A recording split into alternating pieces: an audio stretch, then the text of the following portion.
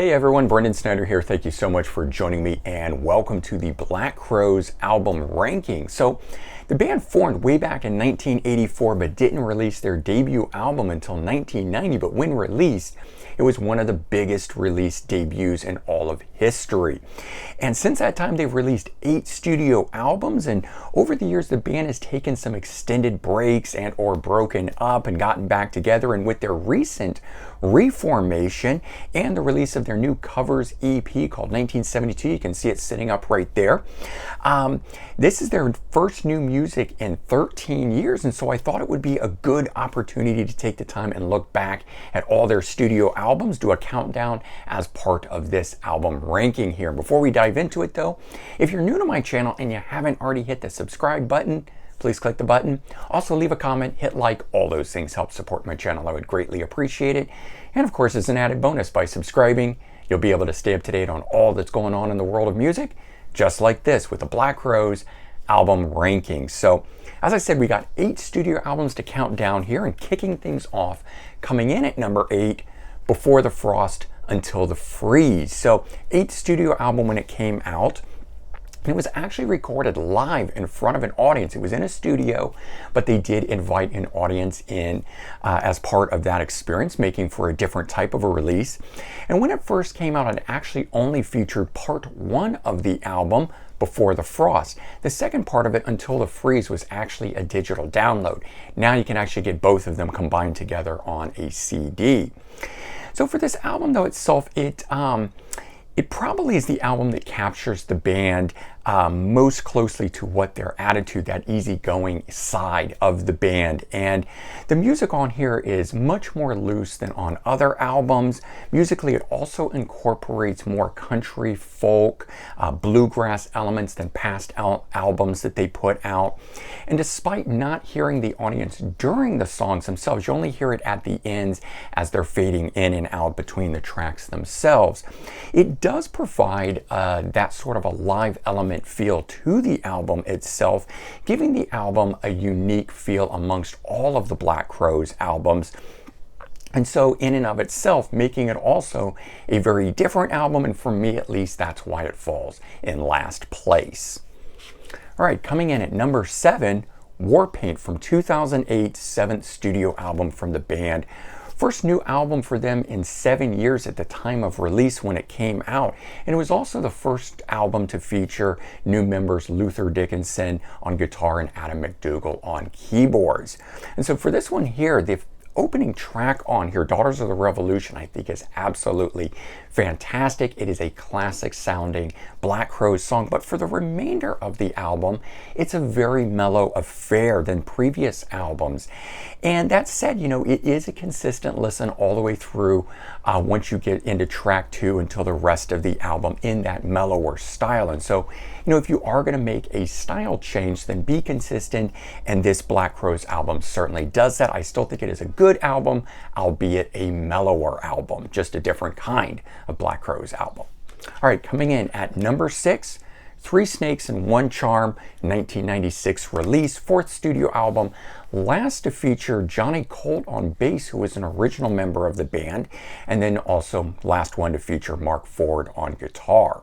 And the album was a conscious move away from the sound of Amorica that was basically written in the studio at the time. This album here was written before they went into the studio. A lot of back and forth between the two brothers, Chris and Rich, getting this album all figured out beforehand. And in my attempt, or I should say my opinion, I think this album is an attempt for them to have written more radio-friendly songs following what had been happening on the 2 previous albums, where they were moving more and more away from the debut sound. So each of the songs on here, you know, has a much more memorable element to them.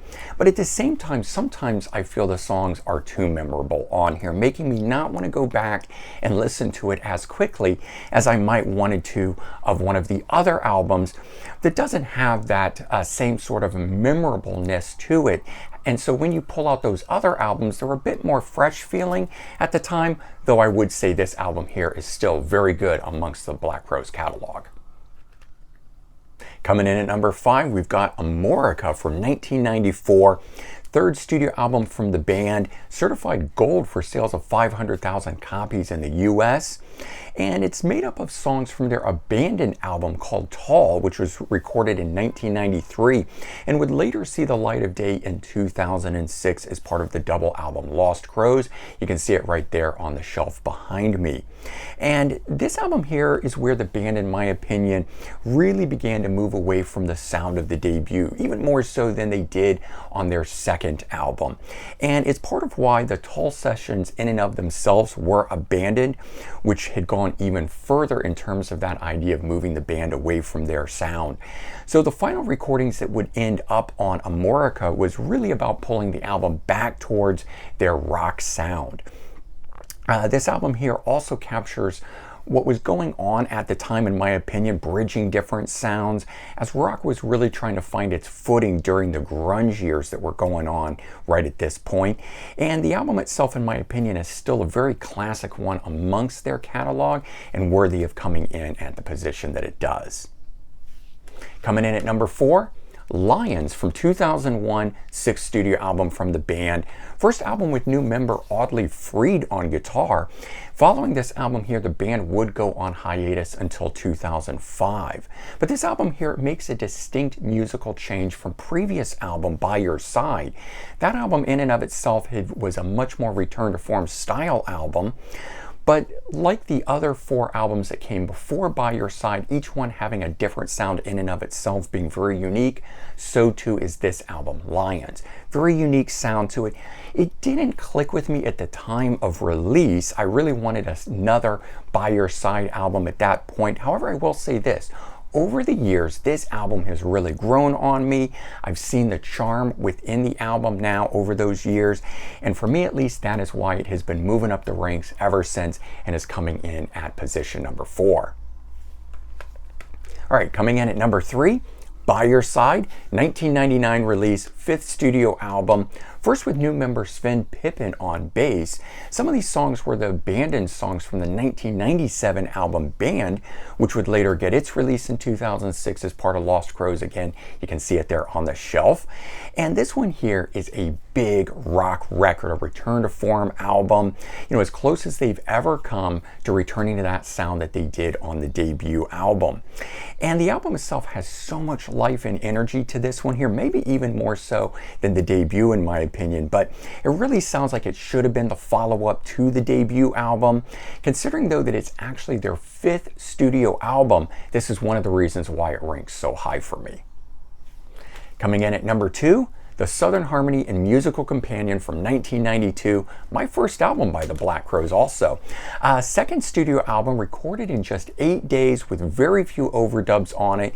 When you listen to that album and think about it, that it was only took 8 days to do it, I think that's a pretty amazing feat, especially following the amazing debut.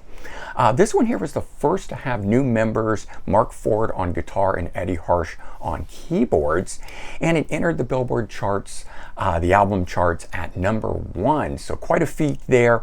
All 4 singles from it reached number 1 on Billboard's album rock charts. And so that was something that at the time no other rock album had done. Tom Petty's album Full Moon Fever had 3 songs that did that. So this album here doing that was quite the feat. It was certified for sales of 2 million copies in the US. And while having a very different sound than the debut, I feel it's an album that captures the real Black Crowes sound, as they were provided much more freedom on this album. And it also really shows their influences on here. It's more than just a straight up rock and roll sound on here. It provides the album with a lot of depth, making for one of the band's best albums in my opinion, and why at least this album here comes in at number 2. All right, coming in the number 1 spot, probably no surprise here for most of you, Shake Your Money Maker from 1990, debut studio album from the band, and only album to feature guitarist Jeff Cease. So this one here peaked at number 4 on the Billboard 200 album chart, and it featured 4 hit singles off of it, Jealous Again, Hard to Handle, Twice as Hard, and of course the classic ballad She Talks to Angels. Ultimately, this album here would be certified 5 times platinum for 5 million sales in the US. That's why I say this was one of the biggest debut releases in all of music history, because most debut albums don't break out and do as big as an album like this and certain other classic ones we know about. But this one here, even before it became a classic, the album itself had a very classic sound to it. It's probably one of the reasons why it did so well at the time.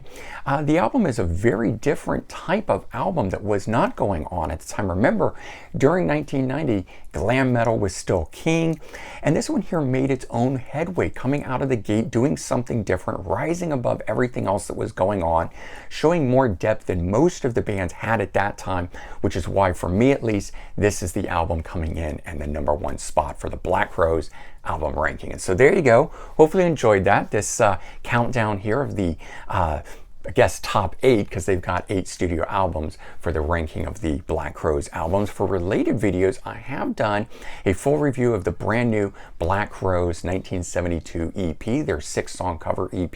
So I'm going to leave a link in the description below in case you want to check that out. And certainly, if you've enjoyed this video, consider sharing it out on social media. Help spread the word both for my channel, but also for the Black Crowes and their 8 great studio albums. All right, everyone, take care, have a great day, and I'll talk to you all real soon. Bye-bye.